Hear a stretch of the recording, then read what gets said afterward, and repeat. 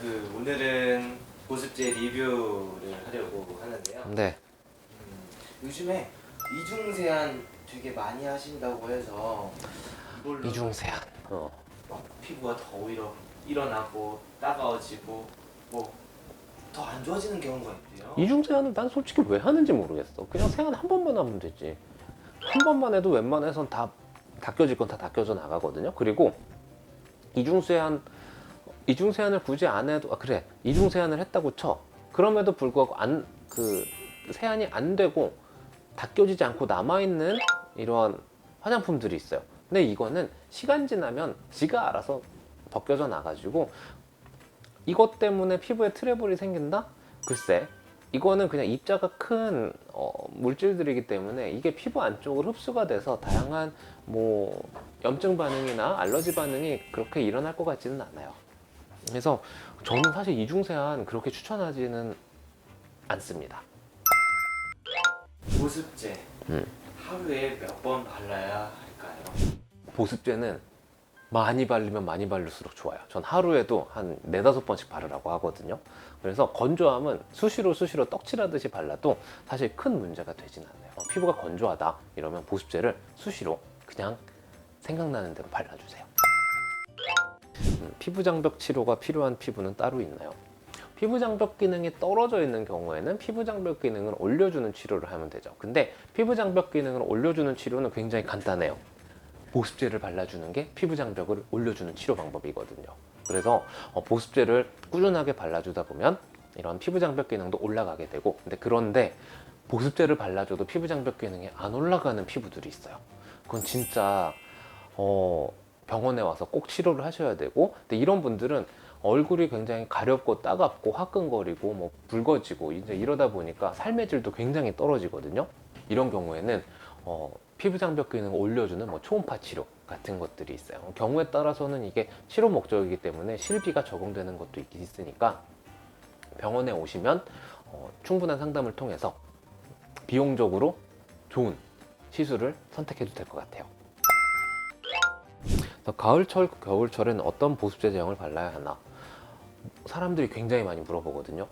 환절기 추워지고 건조해지면은 가벼운 걸 발라야 돼요? 약간 좀 무거운 걸 발라야 돼요? 아니면 뭐 오일리한 걸 발라야 돼요? 아니면 뭐 매트한 걸 발라야 돼요?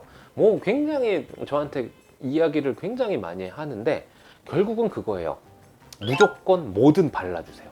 뭐든 발라야 돼. 그래서 뭐 무거운 게 싫다 그러면 가벼운 제형을 자주자주 발라주시면 되시고, 그리고 뭐 나는 가벼운 게 싫다 그러면 그냥 무거운 거 쓰세요. 그리고 흡수가 잘 되는 보습제, 그리고 오일리한 보습제, 일단 여러분들 꼭 되게 중요한 게 보습제는 우선 바르는 것부터 시작이거든요. 뭘 발라야 할지 고민만 하지 마시고 그냥 먼저 아무거나 바르세요. 바르고 나서 이 보습제가 괜찮네? 그러면 그냥 그거 바르시면 되세요. 근데 발랐는데 뭔가 뾰루지가 나고 좁쌀여드름이 나. 그러면 이건 안 맞는구나. 그러면 그때 피부과 선생님이나 아니면 그쪽 올리브영이나 그 보습제 판매하는 그런 직원들한테 상담을 받으시면 의외로 쉽게 좋은 거 추천받을 수 있어요. 그러니까 어찌됐건 간에 무조건 바르고 보세요. 생각보다 바르고 나서 트러블이 생기는 거 통계적으로 그렇게 많진 않아요. 그리고 피부에 좋은 습관이 있나요? 피부 보습에 좋은 습관, 이거 되게 중요해요. 피부 보습에 가장 좋은 습관은 잠을 많이 자야 돼요. 굉장히 중요하고, 잠을 많이 자야 우리 몸의 피부 장벽 기능의 회복력을 떨어뜨리는 다양한 효소 작용도 감소가 되고 피부 장벽 기능을 안 좋게 하는 여러 가지 인자들의 활성도가 떨어져요.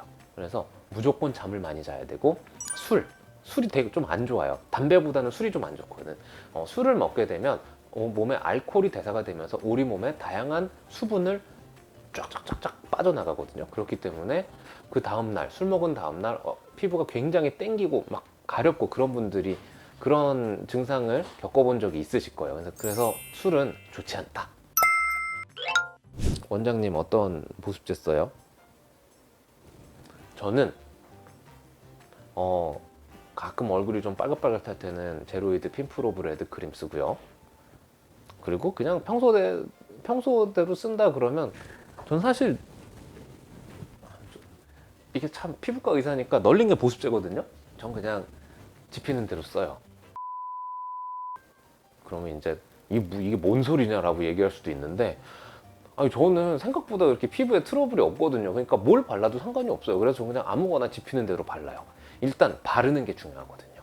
그런데 트러블이 있는 피부다. 그러면 저한테 오시면 제가 또 그런 부분에 대해서 어떤 거 써야 되고 어떤 거 쓰지 말아야 되고 그 부분에 대해서 정말 정말 자세하게 설명을 드릴 거니까 그냥 궁금하시면 한번 병원 찾아오시면 될 것 같아요. 그리고 원장님 잘생겼어요. 그래요? 네. 이런 댓글도 있더라고요. 화장품 발라도 안 좋아지는 피부는 이런 증상이 있다.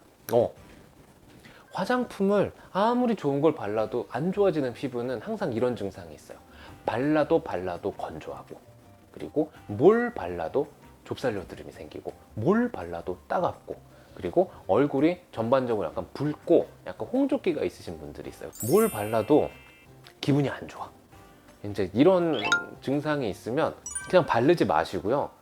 근처 피부과 병원 가셔서 상담 받으세요.